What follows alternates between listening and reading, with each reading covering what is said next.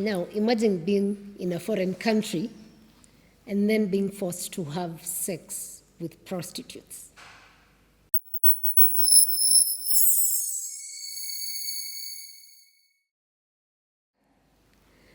That is the story that British soldiers or British Army, which is famously known as BATUK in Kenya, are claiming. Some of these soldiers are claiming that BATUK is being forced into having unprotected sex with prostitutes. And this is according to an article that was done by the Daily Mail earlier this week, a newspaper that is published in the UK. So welcome aboard. Let's talk about this story. Now, BATUK is an organization, or it's part of it's actually in full, it's the British soldiers in Kenya that was established in 1964. So they've been operating in Kenya since 1964. And basically they operate in Kenya because they help in providing the demanding training to exercising units that are preparing to be deployed to different parts of the world, probably most likely within African nations. And the operations are just to help them get ready for such or any new assignments that may come. And of course, this is done in agreement with the Kenyan government. So now, according to confessions by part of the British soldiers, is that the initiation towards this unprotected sex with prostitutes involves a coin-tossing process. Of course, you know the game of heads and tails, how that happens. So whichever side you get determines whether you'll have protected or unprotected sex. And this is just to test your bravery as a soldier. So yeah, that's the story that has been going on. The BATUK actually sends about 10,000 troops. British troops are deployed in Kenya every year to do the training, and of course after their training they are sent to the different parts or even just go back to the UK for other assignments from that side.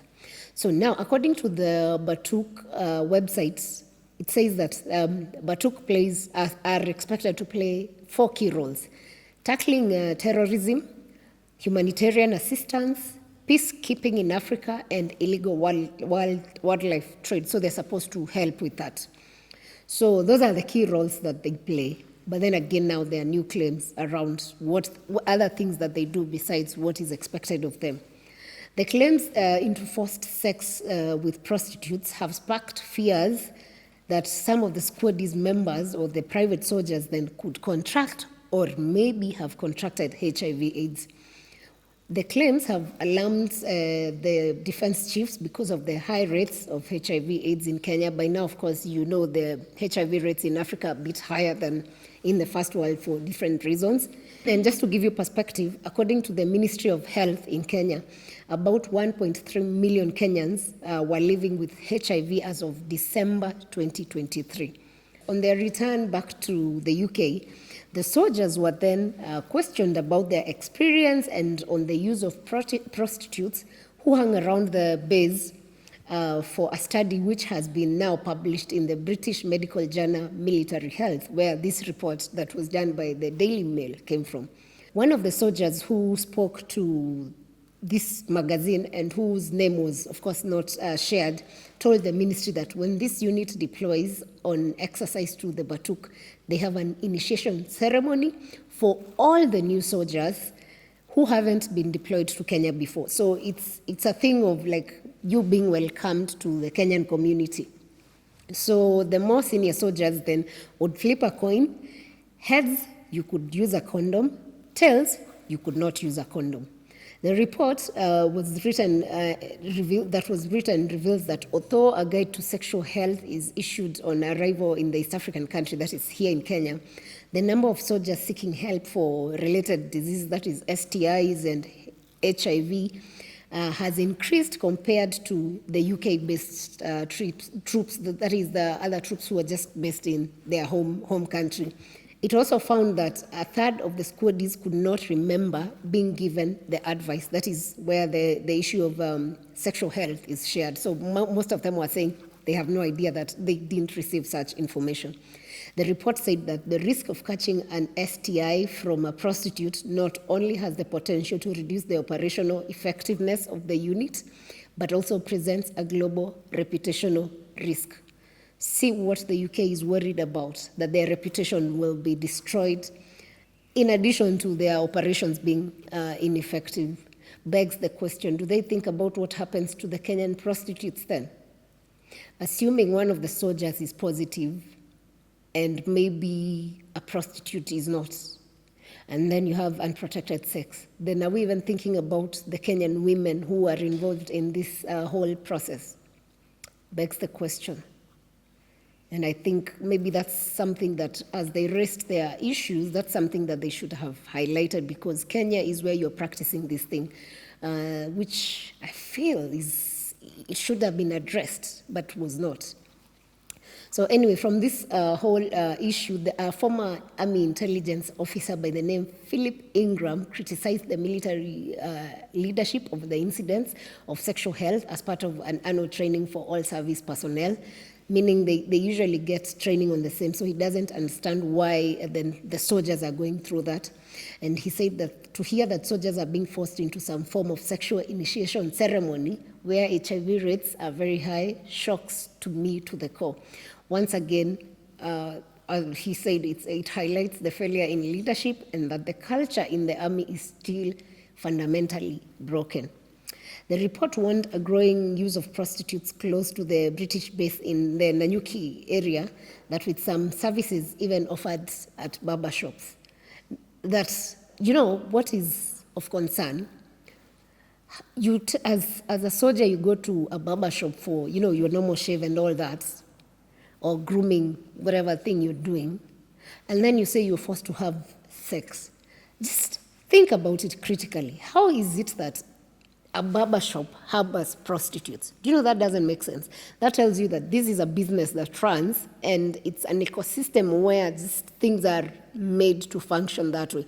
Because no way someone will be running a barber shop, then prostitutes are just outside there waiting for any soldier to show up.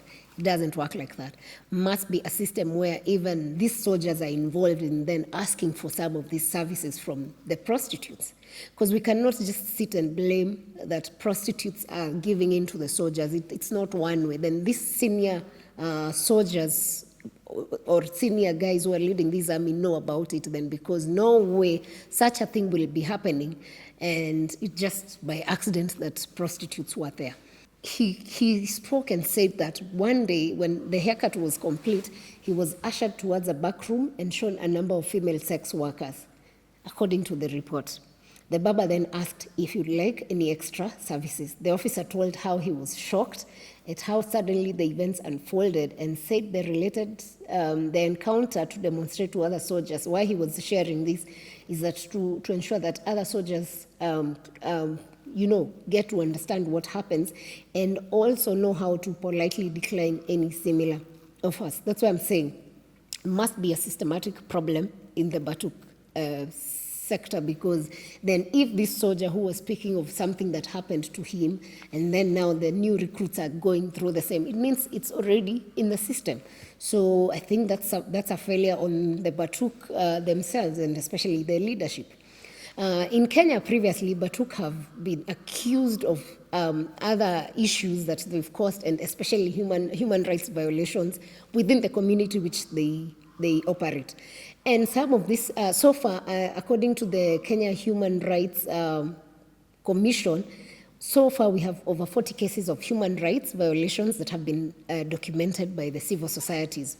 These accusations range from sexual abuse at gunpoint, killings, maimings, and environmental degradation. All these have been recorded by the Kenya National Commission on Human Rights, what is referred to as KNHCR. So deaths have been reported where these soldiers do their training and they use bombs, and once these bombs explode, then kids go, because it's a community where we have children and communities that do grazing in the open. Then they go to graze, and then part of it is the bombs that are left there explode, and they've killed part of the community members before. Another case is of one Agnes Wanjiru, who was accused to have been killed by a British soldier.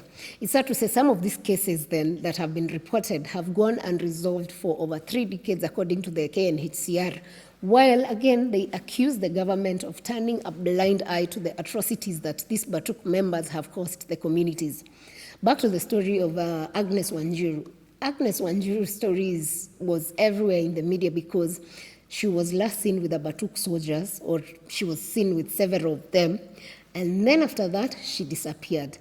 Her body then came later to be discovered days later, dumped in a hotel's septic tank, and it had stab wounds. So that whole happening then points that it was a British soldier or soldiers then who killed her and dumped her body in, septic tank. So these are some of the ills that we've had and that have been raised towards BATUK.